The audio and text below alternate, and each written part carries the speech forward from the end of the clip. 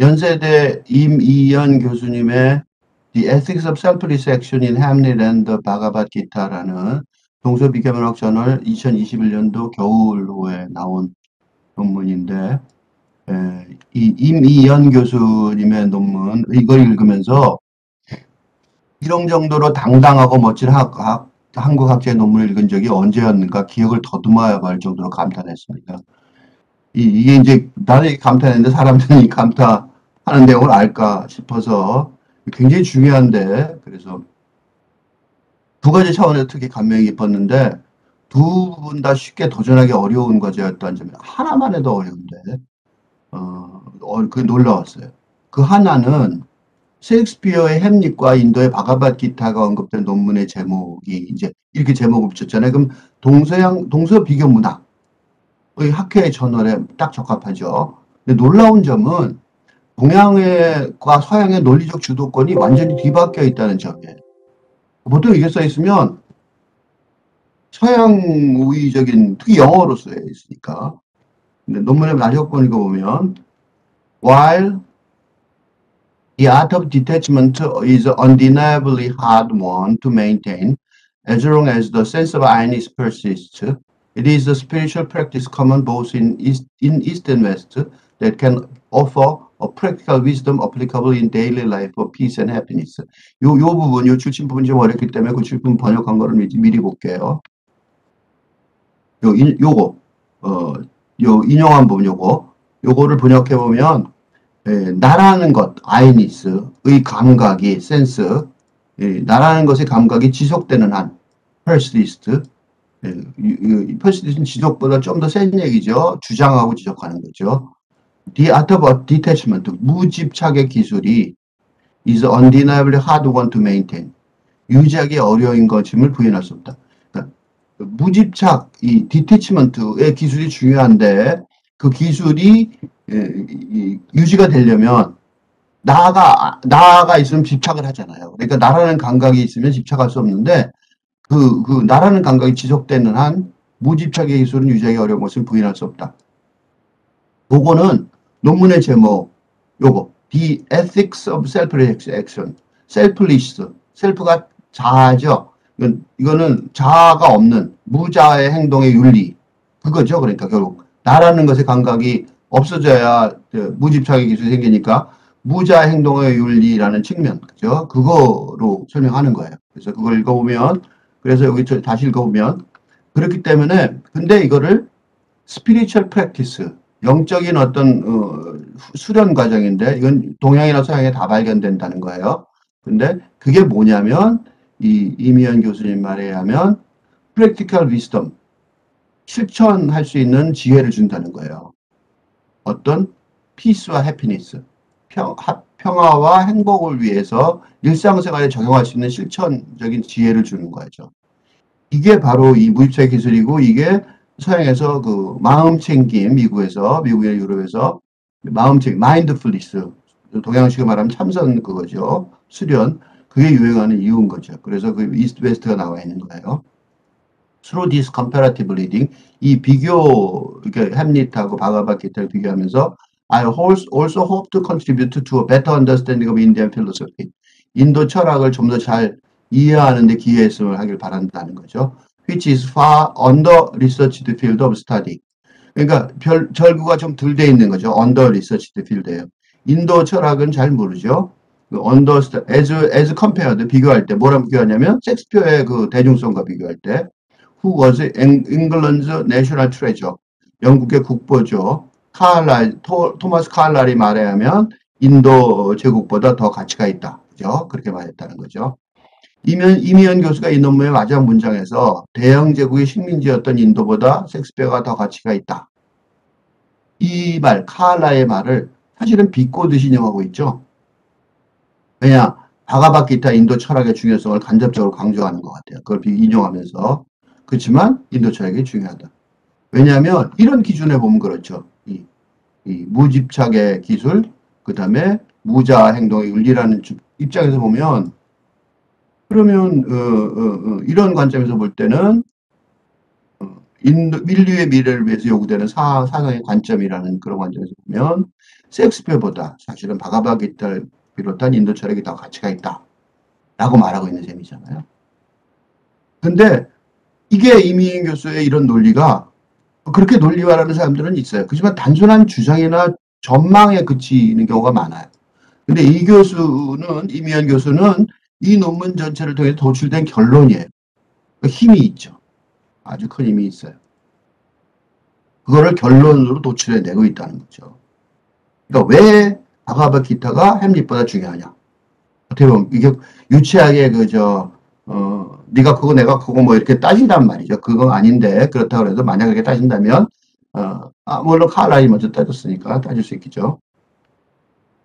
좀 유치하죠. 그렇지만 이면 교수의 논문에서 도달하게 되는 위와 같은 결론보다 근데 이거보다 더 감명 깊었던 거는 이것만 해도 놀라운데 셰익스피어의 햄릿과 인도 바가바기타의 비교 연구에서 셰익스피어가 아니라 인도 철학이 더 중요하다는 인식의 차원을 넘어선다는 이 정도에 끝나지 않더라고요. 그게 진짜 놀라웠어요. Drawing on some recent researches in comparative theology, 비교 신학의 최근의 연구에서부터 그 기반을 두고 본 논문은 뭘 시도하냐면 interreligious dialogue between two texts. 이 두 텍스트 햄릿과 이런 거에 가와갑기의 두 텍스트의 종교 간 대화를 제공하려고 시도가 있다는 거예요. 그냥 단순하게 두 작품을 비교하는 게 아니라 종교 간 대화를 비교하는 거예요. 왜냐? 그래야 상호 풍요롭게 될 거고 상호라는 게 동사형 다죠. 근데 유의적으로 반성할 수 있게 된다는 거죠. 그러니까 어마어마한 이 인류 문화 프로젝트를 제안하고 있는 거예요. While discordant with the current politicized on turn to religion in Shakespeare studies. 셰익스피어 연구의 현대의 politicized, 정치화된, 그러니까 막 북치고 그러는 거죠. 종교로의 전환이라는 거. 여기서 또 중요한 말은 이거예요. 불화하면서. 그러니까 지금 현재 셰익스피어 연구를 햄릿을 연구하는 거, 이게 바로 햄릿 연구죠. 셰익스피어 스타디즈가 그 중에 하나죠. 거기서 보통 사람들이 주류를 따라가 시류를 따라간다면 종교의 전환이라는 그런 걸 따라가야 되는데 그걸 반대한다는 거예요. This essay emphasized the need to address ethical and philosophical issue in religious approaches to literary text. 그러니까 이 문학적인 어떤 종교적인 접근 방법에 그보다 더 중요한 게 뭐냐? 그 안에 들어있는 윤리적이고 철학적인 과제에 대답하는 게 그런 필요가 더 중요하다라고 얘기하는 거죠. 그러니까 기존의 이런 연구, 이게 이제 세계적인 학자가 주도하는 영문학계의 주류일 텐데 셰익스피어 연구에 그걸 반발하면서 불화하면서 그게 아니라 종교가 아니라 윤리와 철학적인 관점이 더 중요하다라고 얘기한다는 거죠. 보통 얘기가 아니에요. 이미 이경 교수가 이 논문의 지필 목표로 박히는 while discordant, 불화한다는 거죠. 이렇게 말하는 거, 이 서두의 마지막 문장은 셰익스피어 연구에서 현재 정치화되고 있는 종교로의 전환에 불화하면서 본 논문은 문학 텍스트에 대한 정치적인 접근에 있어서 윤리적인 철학적인 문제를 다뤄야 할 중요한 필요성을 강조하고 있다고 했습니다. 이 문장이 불러일으킨 역사적 전환의 양상이 도대체 얼마나 큰지, 이게 얼마나 큰 건지 독자들이 대부분 인식하지 못할 것 같아서 이게 얼마나 또 엄청난 선언이고 엄청난 중요한 작업인지 모를 것 같아서 그래서 이게 왜 중요한지를 설명해야 될 것 같아서 초대받지 않은 토론문을 쓰고 있어요. 이미연 교수의 대표적인 공격 대상이 바로 스티븐 그린블라트인데 시적사주의라는 문해사조의 창시자예요. 한국에는 미국 박사가 많죠. 그리고 그들이 대학 교수직을 많이 차지하고 있죠. 미국의 주요 수출품 중에 하나가 바로 이런 이론이에요. 역사주의, 뭐 이런 이론이죠.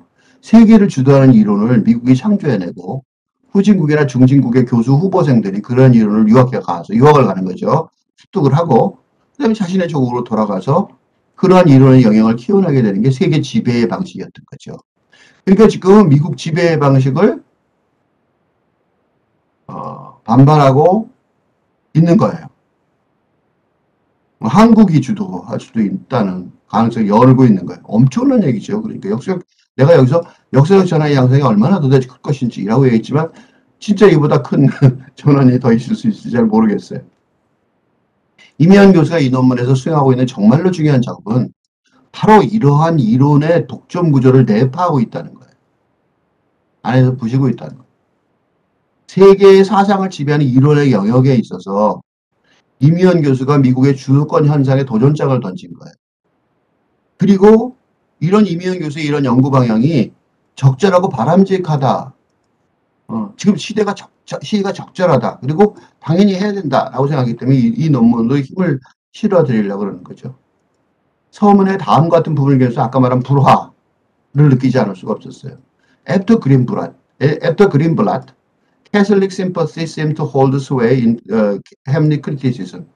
그래서 햄릿 비평에 있어서 특히 이 캐톨릭계의 공감이 주도하고 있는 지배하고 있는데 그거는 which problematized Hamlet's sparrow speech as a critic of Calvinist predeterminism.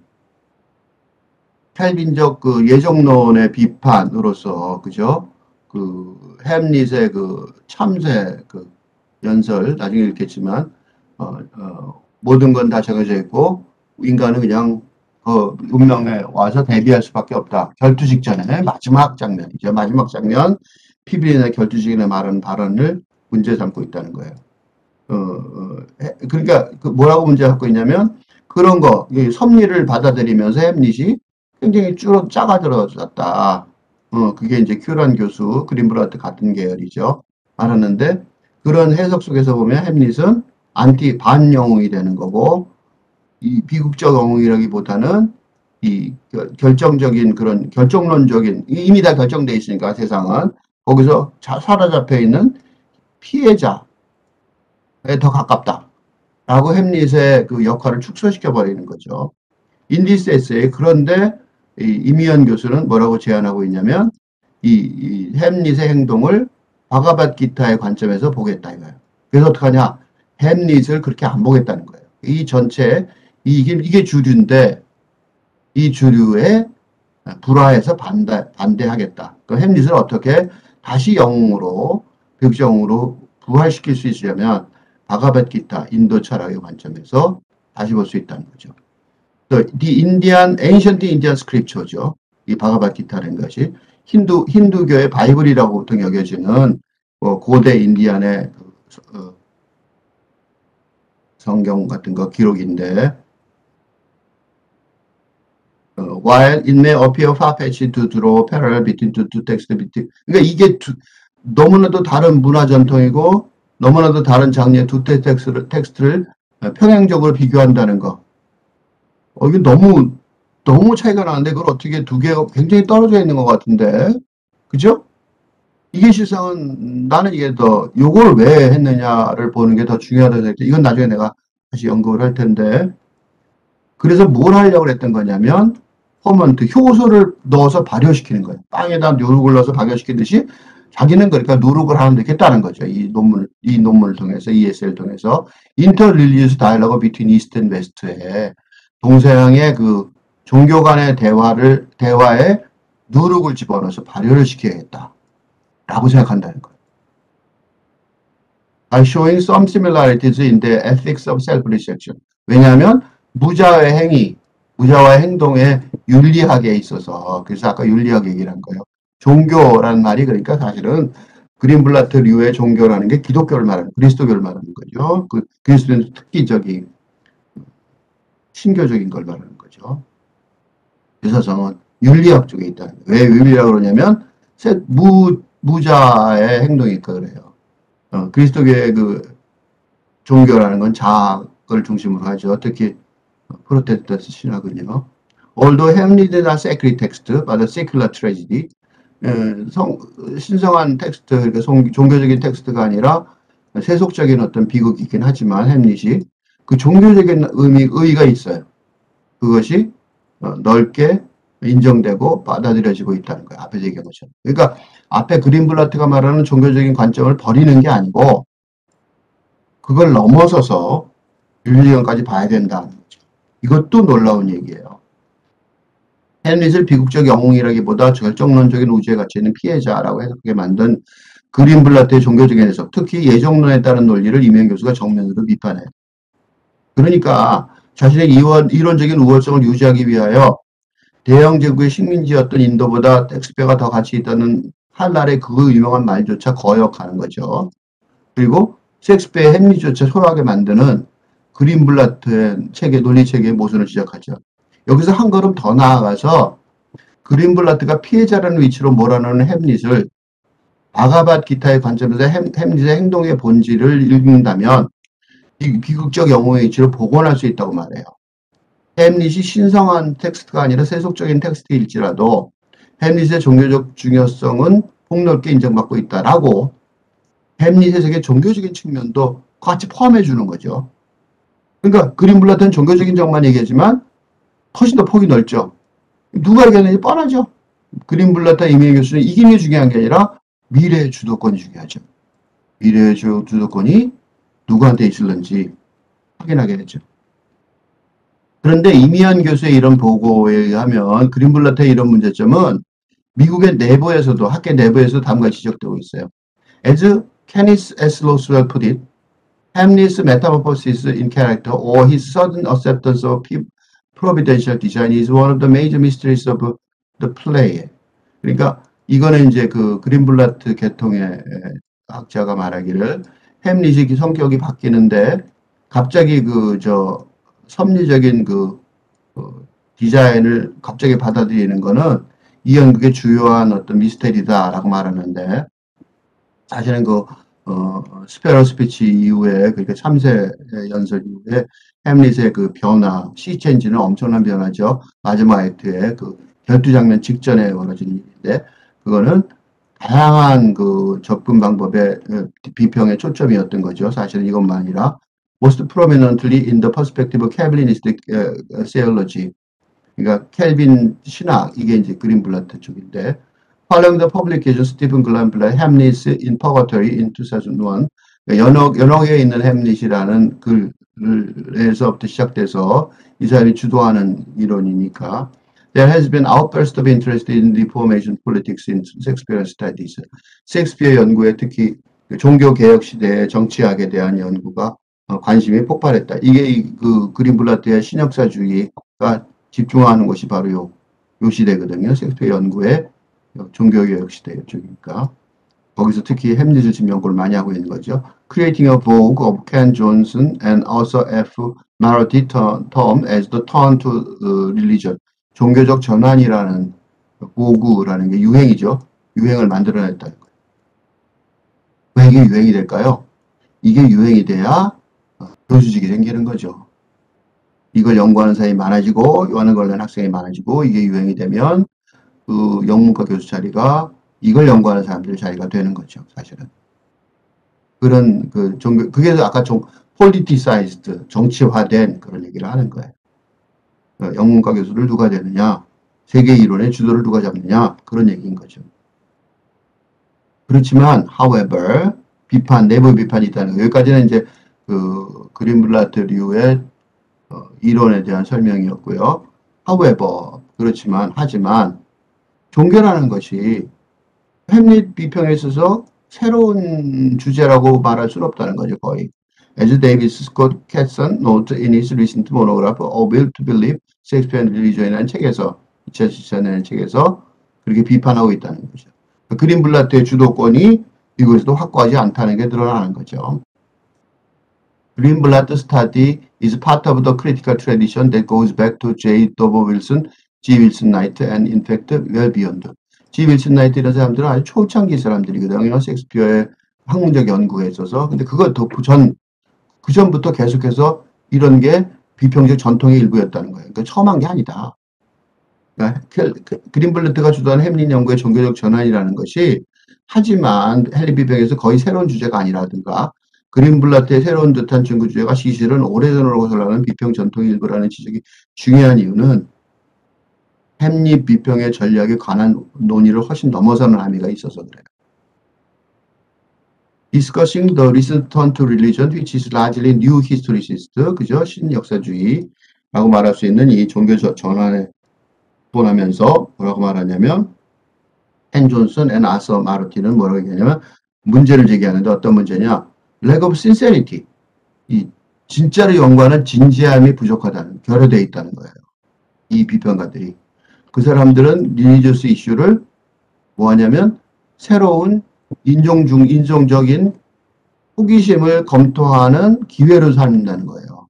그러니까 이건 돌려서 말하는 건데 사실은 이런 식으로 미국 백인들이 좋아하는 그 호기심에 있는 얘기 조지를 만들어 갖고 그런 것들 가지고 내가 시류를 따라가지 그렇게 하면서 학계의 주도권을 잡고 교수직을 차지하는데 도움을 받고 뭐 하여튼 그런 거가 더 크다는 거예요. 진지하게 연구하는 게 적다라고 노골적으로 지금 정면으로 비판하고 있는 거죠.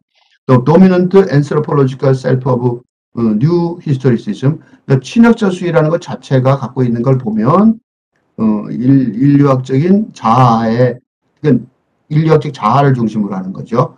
그래서 종교를 보는 게 아니라 종교를 뭐로 얘기하냐면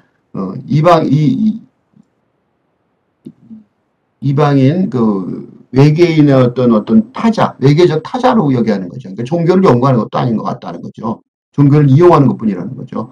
그래서 그 대나더를 갖다가 자기 나름대로 이미지로 만들어 버린다는 거예요. 지네들대로 쿠킹해서 쓴다는 거예요. 그러니까 그렇지만 종교는 그런 다른 분야, 그러니까 폴리티컬 디코딩이죠. 정치적으로 이렇게 해독하는 이 정치적이라는 단어가 자꾸 나오는 이유가 바로 그 취업이라든가 이런 주도권 얘기이기 때문에 그런 거예요. 돌려서 말한 거예요. 앤스로폴로지컬 인베디케이션은 뭐냐면 백인 중심적인 어떤 탐구 자료를 만들어 갖고 그렇게 쓰고 있다. 근데 종교를 그렇게 쓰면 되냐? 종교라는 게 뭘로 가냐면 기본적으로 윤리적인 철학적인 과제가 그 안에 그 담당하는 과제가 그 현장에 지금 벌어지고 있는 중요한 과제가 그거죠. 그거를 대응하려고 그거에 대해서 그 문제에 대해서 대답하려는 필요성 때문에 종교를 연구하는데 그걸 생략하고 그러고 있다는 거죠. 그러니까 신비평주의라는 역사 사조를 만들어냈던 그리하여 후진국이나 중진국의 영문학과 교수 후보생들이 미국에서 공부하게 한 그린블라트가 사실 새로운 역사적 상황에 적절하게 대응하는 이런 체제를 제대로 창출해내고 있지 못하고 있다. 이게 더 중요하죠. 주도를 못한다. 한강의 기적을 이룩한 예를 들면 경제발전 5개년 계획 있죠. 국가 경제발전의 압축 성장 방식이죠. 한국에. 이거는 사실은 로스토우라는 미국 경제학자의 이론을 한국 국가발전 계획에 적용한 결과였고요. IMF 사태, 우리 같은 경우에는 국가부도 사태에서도 왜 IMF라는 단어가 나오는 줄 아세요? 미국이 주도하는 IMF의 요구사항, 국가부도 사태인데 우리는 국가부도 사태라고 그러고 IMF 사태라고 그래요. 왜 그러냐면 미국이 주도하는 IMF 요구사항을 거의 그대로 실천하지 않을 수 없었기 때문에 그래요. 우리는 국가부도의 위기 상황에 처한 한국에서는 실패하지는 않았어요. 치명적으로 당한 것도 많죠. 그게 노동계의 문제는 지금도 어떻게 회복할 수 없을 만큼 지금 문제가 생겼죠. 그리스 등에서는 커다란 부작용만 남기는 결과를 초래했다고 주장하는 경제학자들도 있어요. 세계의 이론 체계를 주도한다는 것의 의미. 이게 뭐냐면 그러한 이론의 수출국 교수들에게 일자리가 많아진다는 점. 아까 폴리티사이즈 얘기할 때 그때 그 일자리를 얘기하는 거죠. 전 세계의 미국 교수들이 가죠. 자기 나라뿐만 아니라. 세계를, 더 중요한 게 뭐냐면 세계를 자국의 이익에 맞게 재편할 수 있게 된다는 거예요. IMF 대처할 때 보세요. 미국이 주도하는 경제가 바꿔야졌죠. 그러므로 지금 달러에 대해 반발하기가 어렵잖아요. 미국의 경제가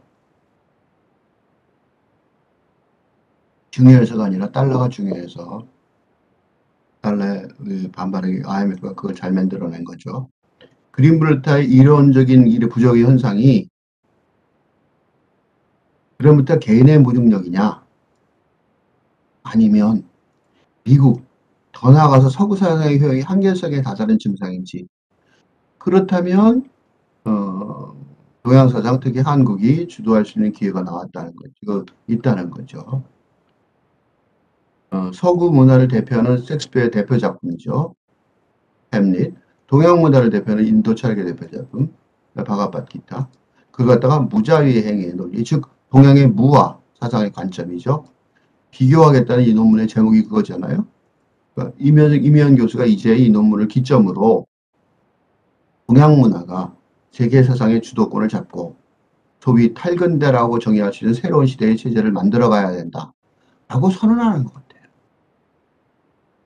그리고 이거에 적극 동조해서 이 선언의 의미를 잘 모를 것 같아서 선언임을 내가 확실히 보여주고, 그 다음에 이 선언이 어떻게 더 발전될 수 있는지에 대해서, 몇 가지 방향을, 제시할 수 있는 기회라고 생각돼서 이렇게 이 얘기를 하고 있는 거죠. 지금까지 이민현 교수의 서문을 주로 읽었어요. 서문. 내용을 읽은 게 아니라. 근데 왜 그러냐면, 이민현 교수의 논문의 내용에만 치중해서 읽어서는 안 돼요. 중요한 게 뭐냐면, 글쓰기 전략, 이 가치를 알 필요가 있다는 거죠. 왜 이런 글을 썼는지. 이 굉장히 중요한 글이에요, 이 글은. 그러니까 내용만 읽어서는 안 되는 글인 거죠. 왜 이 글을 썼는지 굉장히 중요한 글이라는 거죠. 이 인용문에서 발견한 다음 자료는 이미연 교수가 햄릿과 바가바 기타를 비교하는 전략의 비밀, 이런 글이 하나 있었어요. 근데 이걸 갖다가 인터넷에 가서 쳐봤더니,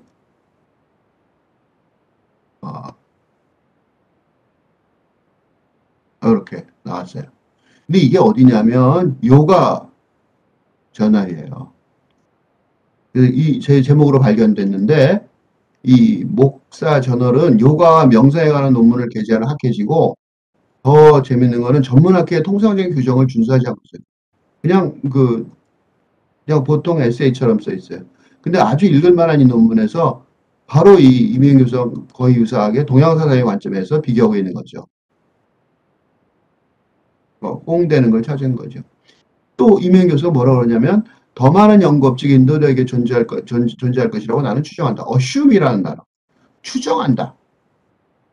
이런 논문이 내가 여기서 찾았지만, 이렇게 없어서, 제대로 된 논문이 별로 없어서, 이런 데까지 다 뒤져서 찾았지만, 인도에는 많지 않겠냐라는 얘기죠. 서구학계가 문제는 뭐냐면, 세계 이론 시장을 독점하고 있으니까, 자기 입맛에 맞지 않는다고 판단되는. 그러니까 동양 문화와 서양 문학의 비교 연구를 할 때, 동양 문화의 관점에서 비교했다는 거예요. 그럼 별로 마음에 맞지 않겠죠? 그러니까 인도 대륙에서 영어로 작성되었겠죠. 인도는 영어로 쓰니까. 근데 그런 연구 결과가 분명히 영어로 된 게 있을 텐데 적극적으로 수용하지 않았을 것이다. 내가 잘 못 찾기가 어려웠다. 라고 말하는 거죠. 그걸 낙하게 지어가고 있어요. 이명현 교수가 이제 이 학계에서 집요하게 계속되는 유럽 중심주의, the persisting Eurocentrism in the academia를 비판하면서, 그래서 셰익스피어의 비극 작품과 비교하는데, 바가바 기타를 논의하기 전에 그것에 관해 얼마가 소개하는 것으로 시작하는 것이 적절하고, 소개도 아직 안 돼 있다는 거죠. 그러니까 누구나 다 아는 것 같은 햄릿에 비하여 어쩌면 더 중요한 바가바 기타는 이제 처음부터 소개하는 사정이라고 시작합니다. 근데 사실 오래전에 T.S. 엘리엇이 1920년, 그러니까 100년 전이죠. 모더니 대표적 황무지가 그때 나온 거고, 사중주에서도 바가바 기타, 사중주에서는 다음과 같이 아주 정확하게 요약하고 있어요. So Krishna, as when he admonished Arjuna on the field of battle, not farewell, but farewell for the voyagers. 이게 크리슈나가 아가르준한테 하는 가장 질책하면서 전투에 안 나가려고 그러니까, farewell, 잘 가라는 소리가 아니야. 멋있게 나가라는 소리가 아니야. 그냥 운명을 받아들이고 앞으로 가. 라고 아가르준한테 얘기하는데, 거기다가 보여줬어요. 여행자들이요. 이건 누구냐면, 이 글을 읽고 있는 독자들까지 포함하는 거죠. 아르주나한테 말한 얘기가 사실은 이게, 그러니까 말하자면 무자의 행위죠. 무자의 행위를 아르주나한테 말해줬는데, 그 철학을 근데 보여줘주라고 T.S. 엘리엇이 쓱 말하면서 우리 모두에게 말하는 거죠. 도반이죠, 도반. 이거는 동양식으로 말하면 도반이죠. 도반이라는 말을 은근히 이렇게 쓴 것 같은 느낌이 있어요. 왜 우리 도에 같이 가는 불교에서 쓰는 용어죠. 같이 수련의 도반, 수행의 도반. 우리도 말하는 거죠. 전북, 대중 전북, 독자 전북. 이게 쓱 은근히 독자 전부한테. 내가 아가서 얘기하는 거는 독자 전부에게 이 무행위의 행위, 그죠? 무행위의 행위. 그러니까 이 서구학계가 근대사회의 근대성에 대한 모더니즘의 경고였던 거죠, 이게. 경고를 100년 전에도 무시했고, 지금은 포스트 모던이가 세상을 주도하는 탈근된 사회. 지금은 꼭 필요한데 지금도 경시당하고 있는 거다. 대영 제국을 비롯한 유럽의 지식인들은 그 근대 사회를 주도해 왔잖아요. 그래서 그럴 때 그 사람들도 마찬가지로 성취해내는 과정에서 수많은 시행착오가 있었을 거예요. 그러한 길에서 실패를 두려워진 과감한 도전 정신이 무엇보다 중요했겠죠. 그죠? 임희연 교수가 바로 그런 도전을 지금 하고 있는 거예요. 놀랍잖아요. 고맙기도 하고요. 우리한테. 그러니까 임희연 교수의 감탈스러울 정도의 과감한 글쓰기 전략에 더하여 햄릿에 관한 그린브르트 계열의 오독을 포괄하는 감싸고 넘어가게 되는 바가바 기타의 아르주나, 조금 전에 나온 그 아르주나를 대비시키는 아주 정돈된 내용을 임희연 교수가 잘 설명해주고 있어요. 햄릿 오마기장, 이게 아까 스페로 그 스피치예요. 오마기장의 비극적인 행동에 피비린내 나는 장면 속으로 뛰어들기 직전의 마지막 장면에서 햄릿이 불길한 예감을 느끼고 주저하는 걸 눈치챈 호레이쇼가 대결을 연기하자고 권유하지만 햄릿이 담가지대. Not of it we defy augury. There is a special providence in the fall of a sparrow. If it be now, it's not to come. If it be not to come, it will be now. If it be not now, yet it will come. The readiness is all. Since no man knows aught of what he leaves, what is his leave betimes? Let be.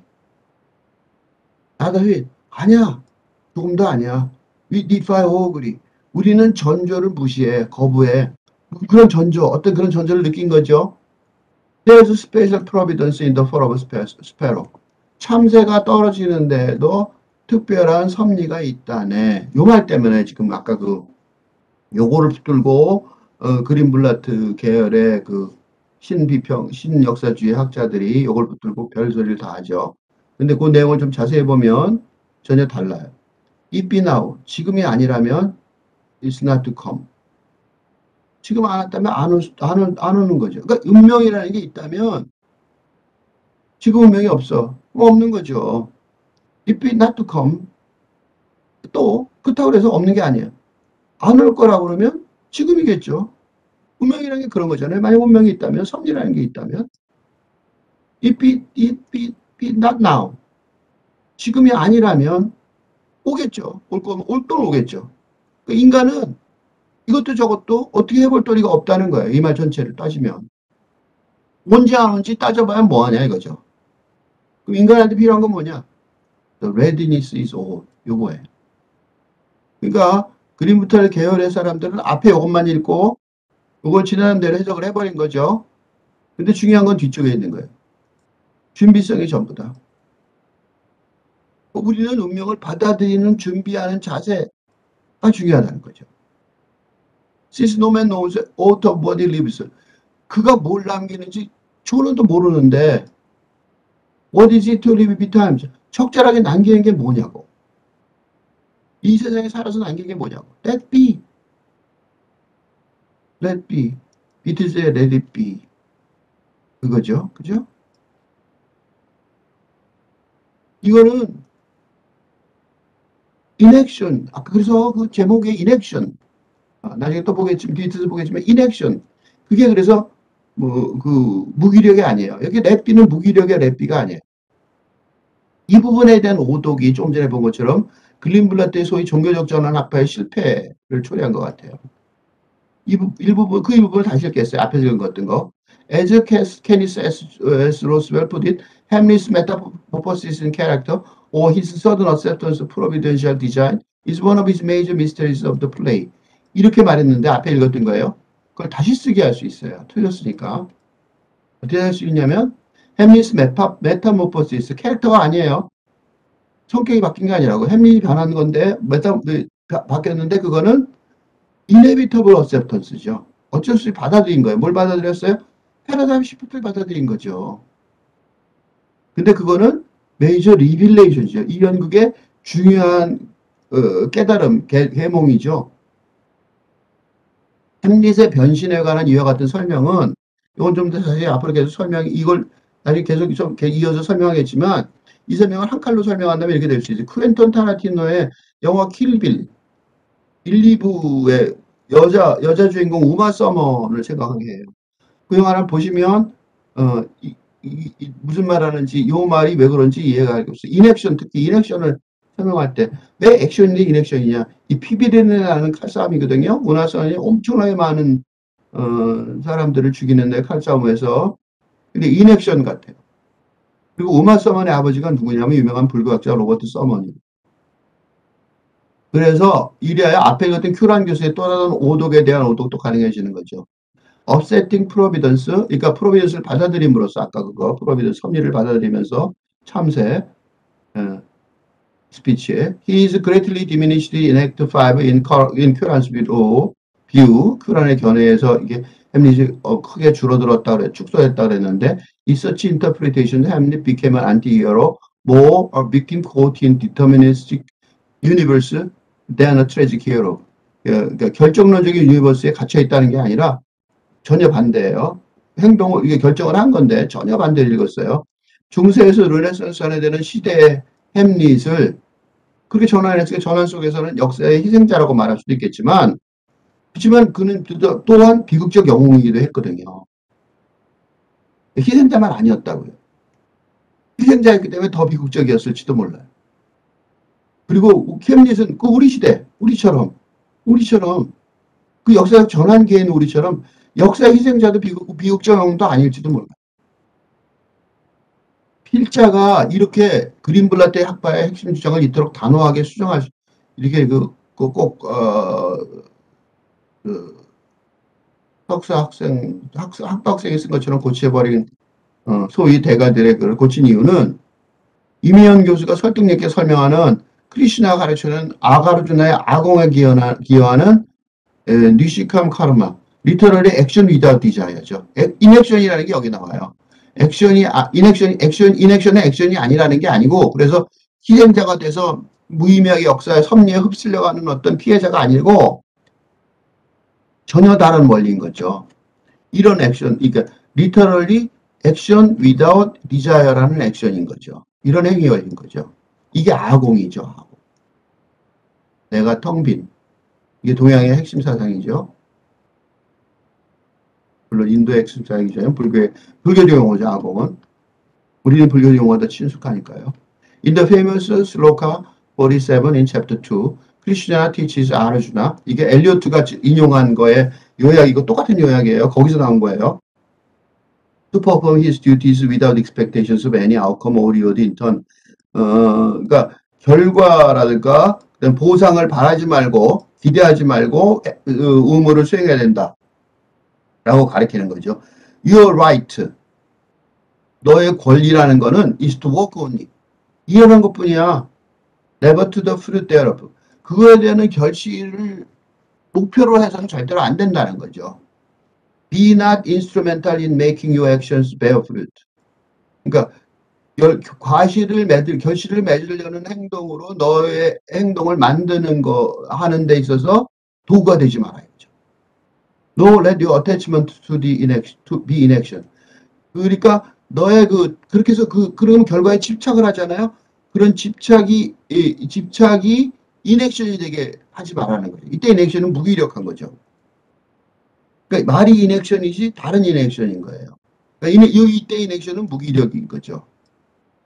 그러니까 이 논문에 쓰이는 인액션은 제목에 쓰이는 인액션은 무행이죠. 이건 무기력이고. 아르주나 perform your duties established in yoga. 요가라는 게 우리 지금 같으면 참선이고 서양식으로 말하면 마음 챙김이죠. 그게 다 여기서 나온 거죠. 인도의 요가에서부터 사실은 그 기반을 둔 그래서 그런 임무를 수행해야 되는데 뭐 해야 되냐면 어태치먼트를 부정해야 되는 거죠. 집착을. 결과에 대한 집착. 그죠? 결과물을 맺을 집착. 그래서 어떻게 되냐면 be even-minded in success and failure. 성공과 실패에 있어서 다 동등하게 편안한 마음이 되는 거예요. Evenness of mind. 그 마음의 편안함, 평화. 그게 바로 교가라고 부르는 거죠. 아르주나의 인라이트먼트에 깨친 내용이 뭐냐면 그러니까 working of natures are natures. 자연이 하는 것은 자연의 것이고 spirit is only a witness. 인간의 영은 그냥 목격자일 뿐이라는 거죠. This dualism is the paradox of philosophy detachment. 그게 detachment라는 거는 떨어져 있다는 게 무집착이라는 거죠. 이 이분법이, 이런 이분법, 자연과 영의 이분법이 무집착철학의 역설이라는 거죠. 그러니까 그 시대적 상황의 부름을 받아서 행위자가 안 될 수가 없었어요. 그런 사람들이 누구냐? 바로 아르주나, 햄릿, 그리고 킬빌의 신부였던 우마 서번. 이런 사람들인데 이런 사람들의 행동이 무행동처럼 보였던 이유는 그러니까 무기력이 아니에요. 무행동. 행동인데 행동 안 하는 것 같다고요. 그래서 아까 킬빌이라는 영화를 얘기했던 이유가 그래서 우마 서번의 그렇게 많은 사람이 죽는데 아름다워요. PBD라는 영화인데 아름다워 보이는 이유가 바로 이 무행동을 뛰어난 영화죠. 그래서 집착을 벗어난 무집착의 기반을 두고 있기 때문에 그러니까 사람을 죽이고 난리가 나는 캠짓도 그러고 아르주나도 그러고 피비레나는 행동에 앞이고 대량 학살의 주인공인데 그 사람들이 무행동 같은 느낌이 드는 이유가 있다는 거죠. 필자도 이러한 깨침의 논리를 동의하는데 그래서 나는 뭐라고 그러냐면 The wise should lose. 더 현명한 자는 언제나 현명한 자는 져야만 한다. 라는 지침으로 실생활에 적용하고 있어요. 이미연 교수의 아주 흥미롭고 유익한 설명을 더는 요약하지 않겠어요. 이거 굉장히 재밌어요. 그렇지만 독자가 직접 읽으면서 확인하시기 바랍니다. 시간이 부족하기 때문에 그래요. 왜냐하면 지금부터 필자는 서구 문화가 아닌 동양 문화가 세계의 이론을 주도하는 미래를 이게 실상 가장 속에 있는 어떤 의도 같아요. 근데 이거 얘기를 여기 구체적으로 이 논문에는 구체적으로 안 나왔기 때문에 이 이미연 교수의 글쓰기 전략을 풍요롭게 할 수 있을지 모를 생각을 하나 제시하라고 그래요. 그런 작업을 어느 정도 하고 있었기 때문에. 왜냐하면 이미연 교수가 자임하는 이 가업은 정말로 엄청난 무게를 지닌 거거든요. 역사, 인류사를 말할 수 있잖아요. 한국사 정도가 아니라.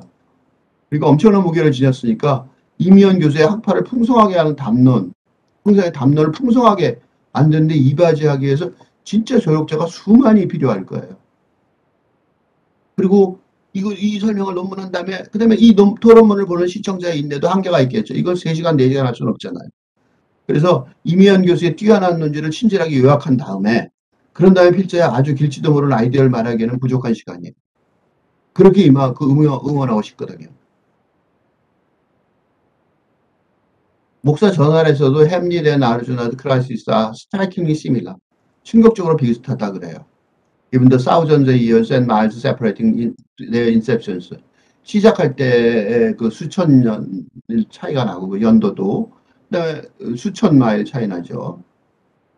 이미연 교수도 똑같이 그 충격적이라는 유사성이 충격적이라는 점을 똑같이 지적을 해요. While the Bhagavad Gita is a philosophical discourse, 그죠? 철학적인 어떤 담론이죠. In the manner of 플라톤의 대화 다이얼로그처럼 보에티우스의 콘솔레이션 오브 필로소피처럼 말이죠. It is also embedded in the ancient Sanskrit epic 마하바라타에 포함되어 있는 건데 우주 센트럴 캐릭터 아르주나는 striking similarity 충격적으로 비슷하다 이거 유사성이 있다는 거. 햄릿 in various 다양한 점에서 뭐냐면 their initial moral dilemma가 있는 거죠. 그러니까 자기 아는 사람을 죽여야 되는 그런 최초의 그 도덕적인 어떤 딜레마가 사회적인 요구에 의해서 자기는 왕이니까 involves killing of their kinsmen as well as their trajectory from inaction to action to fulfill their duty. 그러니까 행동하고 싶지 않은데 할 수 없이 행동해야 되는 거예요. 그러니까 이때 행동하지 않는데 행동하는 거니까 합치면 이게 인액션인 거죠. 이게 논문의 제목이에요. 아주 묘한 얘기죠. 연구자들이 이 두 작품의 유사성에 충격을 받는 이유보다 나는 뭐가 더 충격을 받았냐면 이 두 작품 사이의 유사성을 굳이 왜 그럴까? 왜 이 두 작품을 굳이 발견하라 그럴까? 그런 사람들이 왜 이렇게 지금 이 시점에서 이 다수 연구자들에게 햄릿과 아르주나를 비교하고자 하는 학문적 충동이 생기는 이유. 이게 중요하다는 거죠. 왜냐하면 고대 군주죠. 아르주나. 왜 자기 동족을 죽여야만 운명에 처하게 되냐면 동물적인 욕망만을 기준으로 하는 원시적 세계관을 벗어나서 공동체 질서가 있는 전근대 사회를 구축해야 하기 때문에 그 구축해야 되는 임무를 띠고 있는 거죠. 중세 말에 왕자 햄릿이 마찬가지로 이번엔 숫자는 작지만 자기 가문의 인물을 죽여야만 운명에 처하게 되죠. 그 이유는 중세 대가족의 권력을 유지하기 위해 옛날에는 복수라는 방법을 택했죠. 중세적 질서가. 그런데 그게 사라져버리는 르네상스 시대에 있었거든요. 햄릿은. 셰익스피어가 바로 영국의 르네상스의 핵심 인물이죠. 요컨대 아르주나는 원시에서 전근대들의 시대적 전환기를 살았고 햄릿은 중세 근대로의 시대적 전환기를 온몸으로 그러니까 생각으로만 살면 좋은데 온몸으로 살아야 돼서 행동해야 되는 거죠. 그 행동이 그냥 행동이 아니라 다수의 사례를 행동을 해야 됐던 거죠. 지금 이 시대의 연구자들이 그러면 햄릿과 아르주나의 유사성에 충격을 받는 이유는 뭐냐? 우리도 지금 근대에서 탈근대로의 시대적 전환기를 온몸으로 우리는 사람을 죽여야 되진 않지만 비슷한 어떤 그 전환기에 있단 말이죠. 자크 데리다가 마르크스의 유령들이라는 책이 중요한 책 중에 하나인데 그 첫 문장에 햄릿을 인용해요. 바로 이거. The time is out of joint. 햄릿이 아버지 유령을 만나고 났는데 결론을 내는 1막 5장의 마지막 부분이에요. 이게. Rest, rest, but of the spirit. 이게 마지막이지. 마지막 1막 5장에 이제 아버지 유령을 만난 다음에 Rest, rest, but of the spirit. 이건 아버지 유령한테 하는 거죠. 쉬어라, 쉬어라. 혼란스러워하는 유령이에요. So, 그리고 이제 자기 옆에 있던 추종자들, 이 햄릿 인기가 굉장히 좋죠. Gentlemen, 여러분, with all my love I do command me to you. 내가 너희들한테 내 사랑을 다 바쳐서 말을 하겠는데, 명령을 하겠는데, and what so poor man as whom it is. 햄릿이 그렇게 대단한, 지금 권력도 갖고 있으니까요. 그렇지만, made to express his love and friendly to you. 만약에 너희들한테 내 사랑과 우정을 표현하자면, God willing, 신이 허락하시단 말이죠. shall I let? 부족하진 않을 거다. Let us go in together. 같이 들어가자. 그러더니 갑자기 중요한 말 한마디를 더해요. And still your fingers on your lips. I pray. Please. I pray는 please죠. 조용해라. 말하지 말아야 되죠. 아직. The time is out of joint. 핵심적인 문장인데 내가 보기에는 햄릿에서 가장 중요한 문장 같아요. O cursed spite that ever I was born to set it right. Nay, come. 에이, 들어갑시다. Let's go together. 같이 들어갑시다. 이 문장이 이제 해석의 핵심인데 햄릿의 이 부분이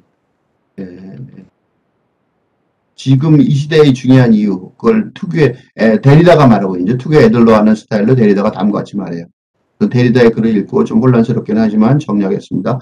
The time is out of joint에서 time은 때로는 시간 자체로, 시간의 시간성이고, 혹은 시간성을 가능케 하는 것, 역사로서의 시대, 진행되는 시대, 우리가 살아가는 시대, 오늘날 시기이고, 때로는 진행되는 세계, 오늘날 우리의 세계, 우리의 오늘날, 현재 현재 자체이다. 거기에서 한편으로는 세계는 무난히 돌아가고, 어디로 무난히 돌아가는 거예요?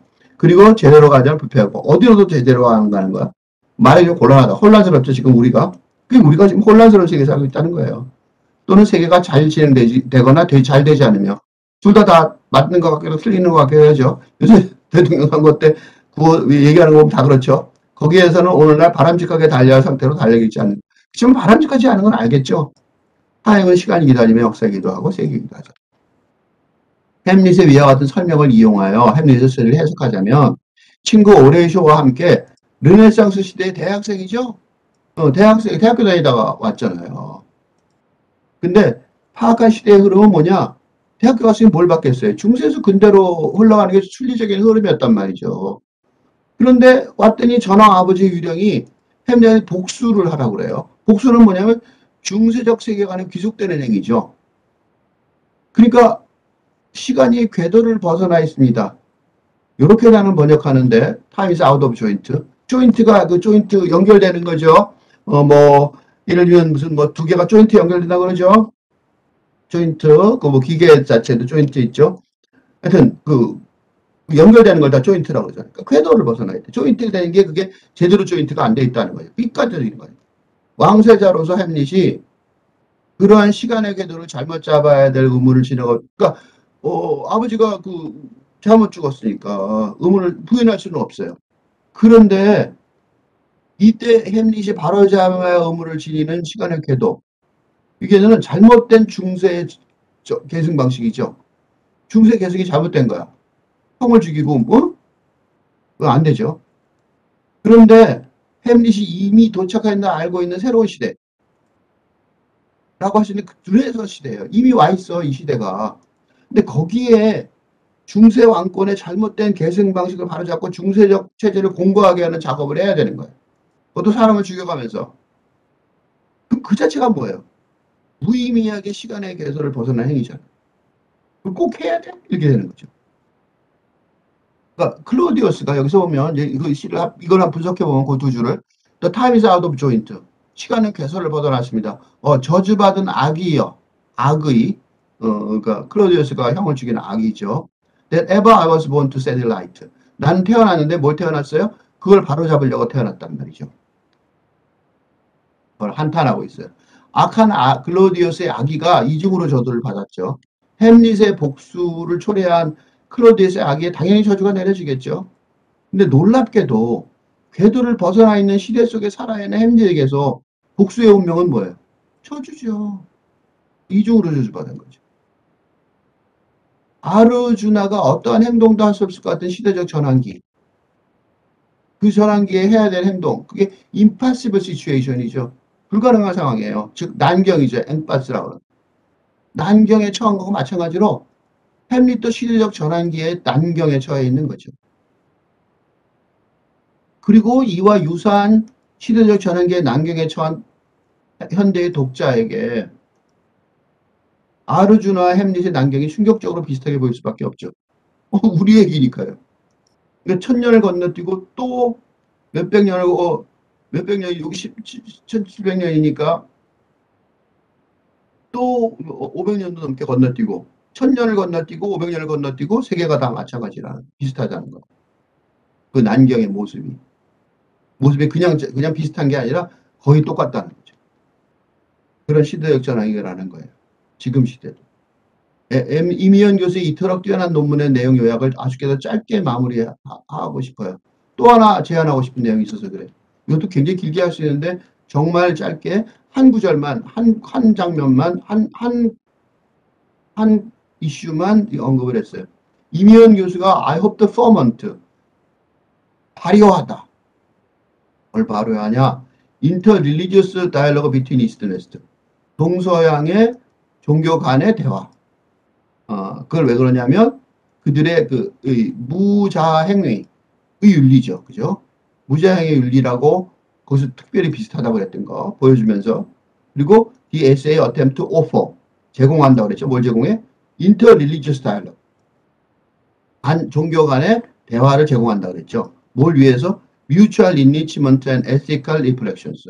상호 풍요롭게 되고 그다음에 윤리적으로 성찰하기 위해서 이 논문을 제공하고 있던 게 영성에서의 더 큰 통찰력과 요거는 이제 요 밑에 걸 번역한 건데 요거는 이제 미국의 학자의 얘기죠. 영성에서의 더 큰 통찰력과 더 인도적인 세상의 창조에 종교 간 대화가 이바지할 수 있다. 이런 전망, 벌써 이렇게 세 개가 나왔죠. 이런 전망, 이 종교 간 대화라는 전망에 필자가 지금까지 해오는 작업이 조금이나마 보탤 수도 있을지 모른다. 보탬이 될 수도 있겠다. 그래서 또 할 얘기가 또 하나 더 있어요. 필자는 여러 해째 선불교와 마이스터 에카르트라는 제목의 연장시 324편을 여러 해째 쓰고 있는데 마이스터 에카르트의 설교 전집 전분하고 그다음에 선불교의 전통 전체를 1대1로 병치하는 작업이에요. 한편으로는 선불교의 분립 문자를 현대 언어로 설명하는데 이게 지금 선불교에서는 가장 잘 안 되고 있는 부분이죠. 잘 모르죠. 분립 문자가 뭔지 사람들이. 거기서 에카르트의 도움을 받고 또 다른 한편으로는 난해한 그리스도 그 에카르트의 그리스도교 신비주의 이해가 안 된다 그러죠. 이것도 그걸 이해하는데 또 거꾸로 불교의 얘기를 통해서 그러니까 이해하는데 그리고 그래서 그리스도의 신앙을 심화하는데 지금 그리스도교의 신앙을 심화하는 과제가 굉장히 중요하죠. 선물교의 도움을 받을 수 있단 말이죠. 그 두 개가 서로 도움이 된다. 윈윈이다. 그래서 그 중에 한 편을 읽으면서 작품의 얼개, 뭘 도대체 구체적으로 하는지. 왜냐하면 이는 이미연 교수가 자신의 논문이 효모가 되어 발현시키는 방식으로 소개하려는 종교 간 대화를 하는 하나의 방편이기 때문에 그래요. 그래서 그런 작업을 지금 하고 있다는 걸 병행하고 있었다. 서로 모르는 채로 269번을 하나 읽겠습니다. 불교의 공안, 화두라고 그러죠. 그걸 먼저 읽고 그 다음에 마이스터 에카르트를 읽고 두 개를 비교해서 화두를 해석하고 마이스터 에카르트를 거꾸로 해석하고 그럴 거예요. 위산 스님께서 이제 위산이라는 큰 스님이 물병을 앙산 스님 제자한테 주려다 물병을 건너주는 거야. 물고 떠오라고. 근데 앙산 스님이 받으려고 하는데 손을 오므리고 받으려고 하는데 손을 싹 오므니까 무엇이냐? 또 물어봤어요. 스님께서는 무엇을 보셨습니까? 그 스승이 뭐라 되면 그렇기나 하다면 무엇을 나에게 받으려 했는가?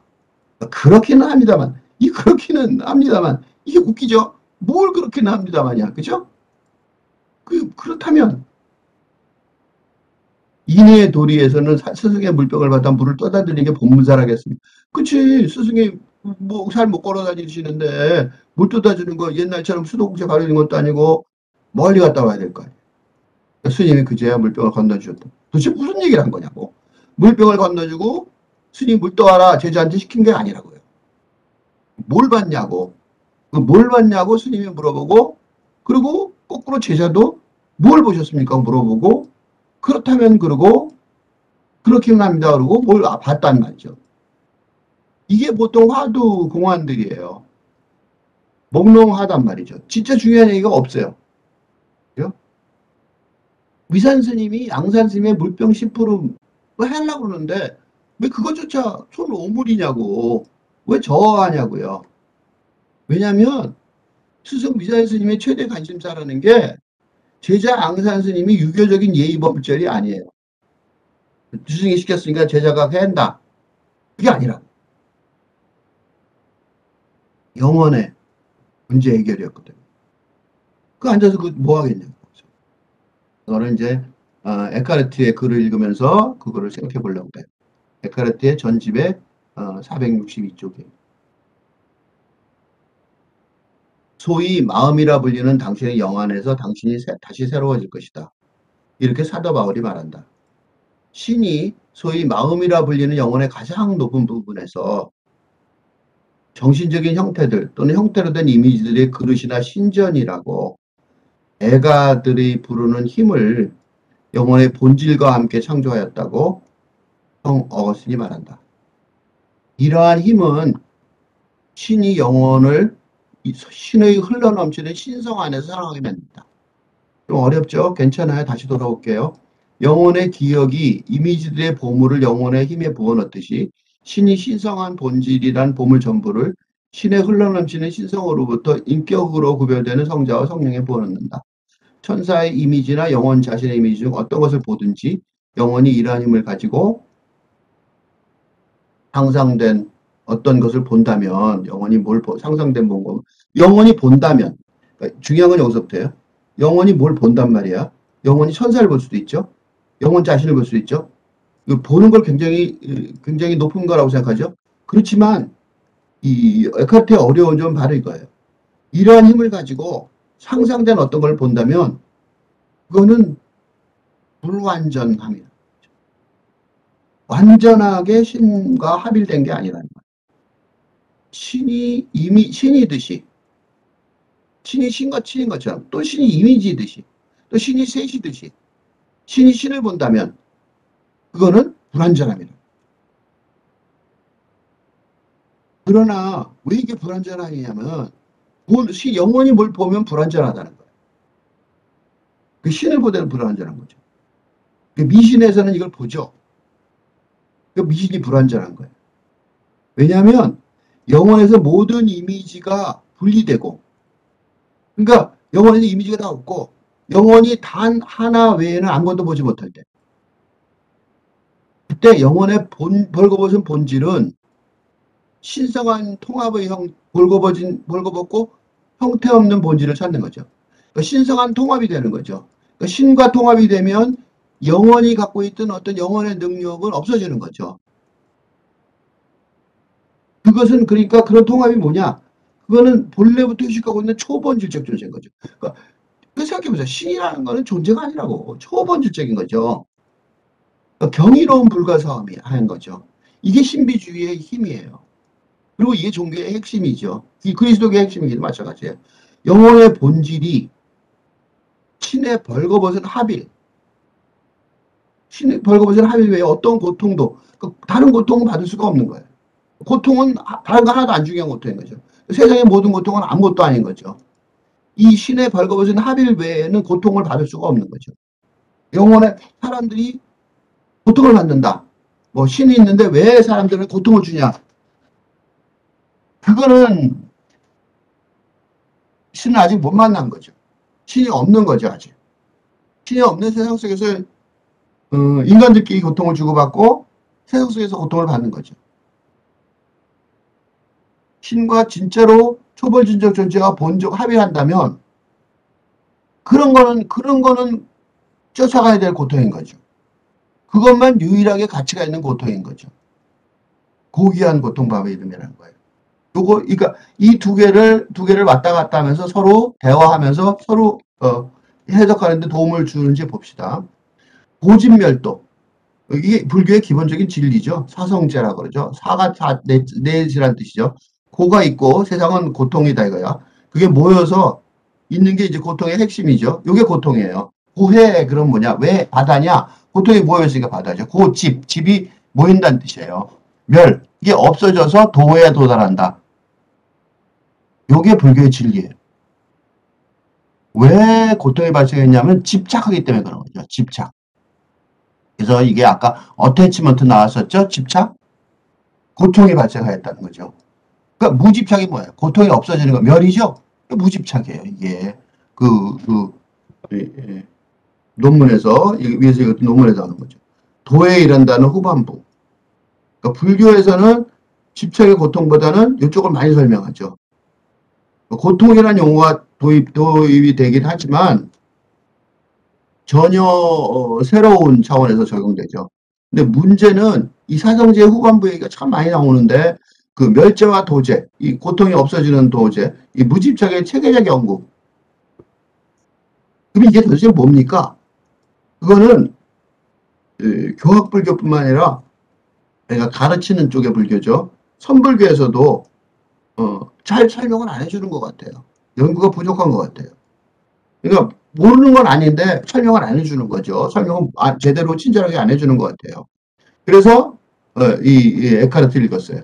에카르트에서는 뭐라고 설명하냐면 소위 마음이라고 불리는 영혼의 가장 높은 부분에서 정신적인 행태들 그리고 형태로 된 이미지의 그릇이나 신전이라는 그 부르는 힘을 신이 이 그릇이 있죠. 이런 우리가 이미지의 그릇 그게 이제 그 영혼의 본질과 함께 창조를 해. 그게 마음이야. 우리의 이 사람한테 마음이 있는데 그 마음이라는 거는 또 사도 바울도 말을 해요. 소위 마음이라고 불리는 당신의 영안에서 당신은 새로워질 거라는 거예요. 이 마음에 관한 설명은 뭐냐면 이미지의 형태에 집착하는 고통의 차원에 머물지 않죠. 이게 핵심인 거죠. 마음의 존재를 의식하면 어떻게 되냐? 아, 마음이 있구나. 라고 생각하면 고통을 어떻게 보게 되냐면 객관적으로 보게 되죠. 고통이 있긴 있지만 거기 머무르면 안 되니까. 머무르는 거는 그거는 마음이 아니니까. 영혼의 문제에 점령하지 않을 수가 없게 되죠. 그렇게 되면 영혼의 가장 높은 부분, 즉 마음이라고 불리는 당신의 영, 그거를 다시 새로워짐을 하게 되는 거죠. 그게 이제 신과 합이라는 차원이죠. 그게 고통의 목표가 되는 거죠.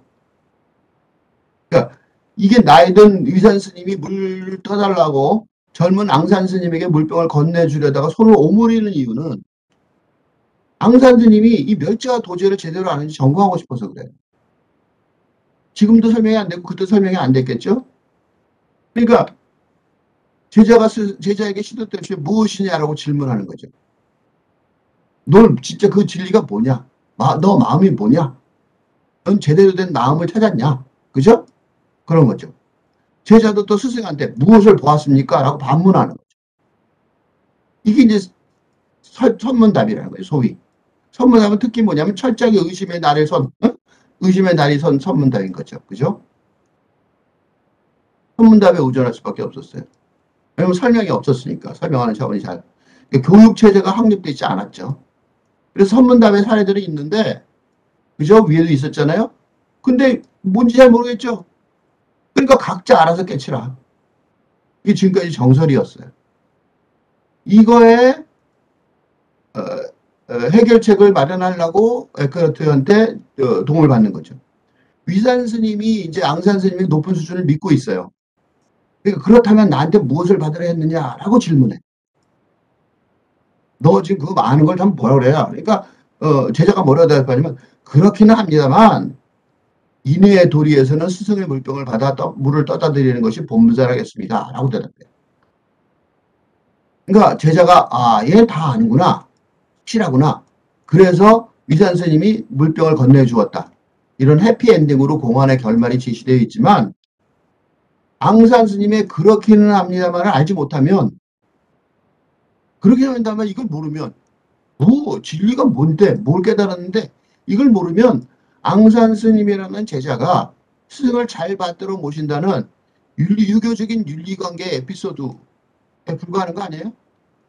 그러니까 교학불교를 경시하고 불립문자를 지지하는 선불교지만 물론 이게 맞겠죠. 그렇지만 전등의 진리가 제대로 설명되지 못하고 있다. 이게 현실이죠.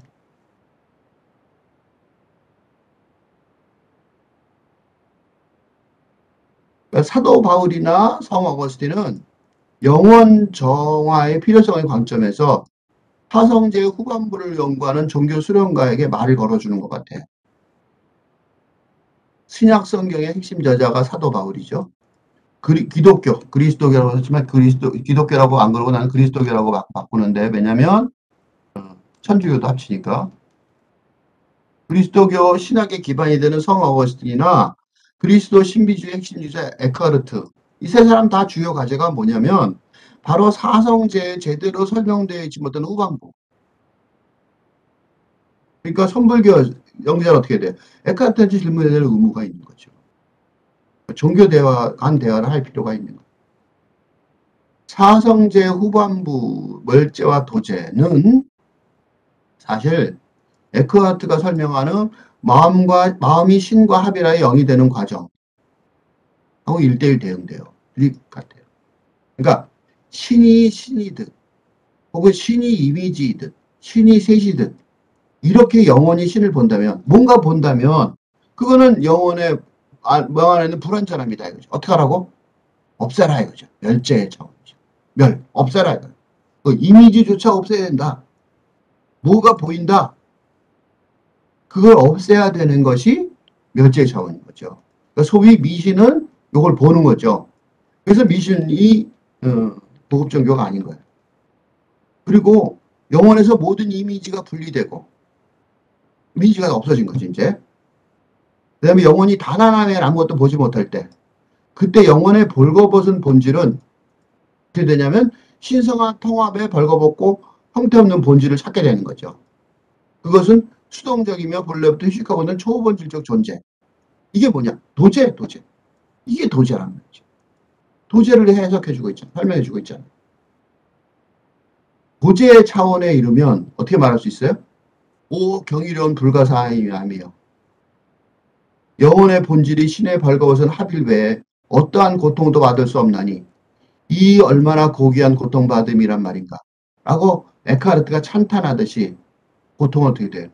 속세의 고통이 아니라 순교에서처럼 지복의 기쁨이 되는 거죠. 이 지복의 기쁨을 알았냐고 물어보는 거죠. 그리고 그걸 알고 있는 거고. 그 기쁨을 알고 있기 때문에 그 다음에 이제 예의를 찾아서 물을 떠다 줄게 할 수 있다는 거죠. 이민영 교수의 이 논문은 여러모로 역사적이에요. 이러한 논문이 학회지 한 구석에서 잠자고 있게 될 것 같아서 청하지도 않은 토론문을 길게 썼어요. 이 토론문이 자연과학계의 발전 방식이 그렇죠. 이렇게 막 서로 토론하죠, 활발하게. 인문학계에서도 활발한 토론문의 교환을 통해서 서로 격려하고 발전하는 계기가 되기를 바라.